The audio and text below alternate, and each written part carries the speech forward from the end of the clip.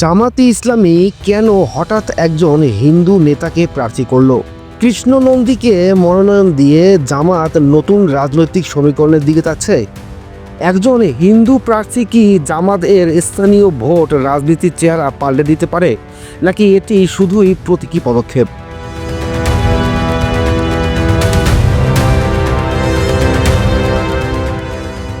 বাংলাদেশের বর্তমান রাজনৈতিক অঙ্গনে জামাতে ইসলামীর একটি সিদ্ধান্ত বিশেষভাবে আলোচনার জন্ম দিয়েছে।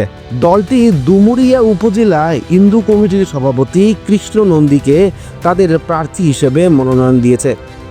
জামাতের দীর্ঘ রাজনৈতিক ইতিহাস, তাদের আদর্শিক অবস্থান এবং সংখ্যালঘুদের প্রতি অতীত মনোভাব বিবেচনায় এই সিদ্ধান্ত একেবারেই অপ্রত্যাশিত এবং বিশেষ নজরকাড়া। ধর্মীয় রক্ষণশীলতা এবং সংখ্যালঘুদের প্রতি কঠোর অবস্থানের জন্য বহু বছর ধরে জামাতের একটি নির্দিষ্ট ইমেজ তৈরি হয়েছিল। স্বাধীনতার সময়কার বিতার্কিক ভূমিকা ও পরবর্তী সময়ে বিভিন্ন ধর্মভিত্তিক প্ল্যাটফর্মের সঙ্গে তাদের সম্পর্ক সেই ধারণাকে আরও শক্ত করেছে।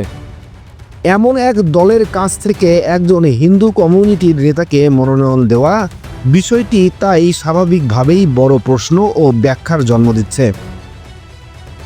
অনেকে মনে করছেন জামাত রাজনৈতিক ব্যাকফুটে থাকা অবস্থায় নিজেদের জনমত পুনর্গঠনের চেষ্টা করছে। দলটির নিবন্ধন নেই, সক্রিয় রাজনৈতিক ভূমিকা আগের মতো নেই, আর জাতীয় রাজনীতিতে তাদের অবস্থান মোটামুটি অনিশ্চিত।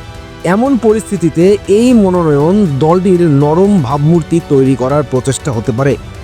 আবার অনেকে এটিকে একটি বাস্তববাদী রাজনৈতিক সিদ্ধান্ত হিসেবে দেখছেন। স্থানীয়ভাবে কৃষ্ণ নন্দীর জনপ্রিয়তা, সামাজিক প্রভাব এবং ভোট টানার ক্ষমতা জামাতকে কৌশলগতভাবে এ সিদ্ধান্ত নিতে উৎসাহিত করতে পারে। দলের রাজনৈতিক ভবিষ্যৎ বিবেচনায় স্থানীয় সম্ভাবনাময় প্রার্থীকে ব্যবহার করে নিজেদের অবস্থান শক্ত করা তাদের জন্য গুরুত্বপূর্ণ হয়ে উঠেছিল। এই মনোনয়ন বাংলাদেশের সংখ্যালঘু রাজনীতিতেও নতুন প্রশ্ন তুলে দিয়েছে। একটি ধর্মভিত্তিক দল যখন একজন হিন্দুকে প্রার্থী করে, তখন একদিকে এটি সংখ্যালঘু কমিউনিটির প্রতি রাজনৈতিক অন্তর্ভুক্তির বার্তা দিতে পারে, অন্যদিকে অনেকে এটিকে সন্দেহের চোখে দেখতেও পারেন। জামাতের অতীত অবস্থান বিবেচনায় অনেকে মনে করতে পারেন এটি কেবল রাজনৈতিক কৌশল, কিন্তু একই সঙ্গে এটি বাস্তবিকভাবেই সংখ্যালঘু রাজনীতির পুরনো সমীকরণে পরিবর্তনের সংকেত দিতে পারে। দীর্ঘদিন ধরে সংখ্যালঘু ভোট যেভাবে একটি নির্দিষ্ট রাজনৈতিক দিকে ঝুঁকেছিল, এই মনোনয়ন সেই ধারা কিছুটা হলেও প্রশ্নবিদ্ধ করতে পারে।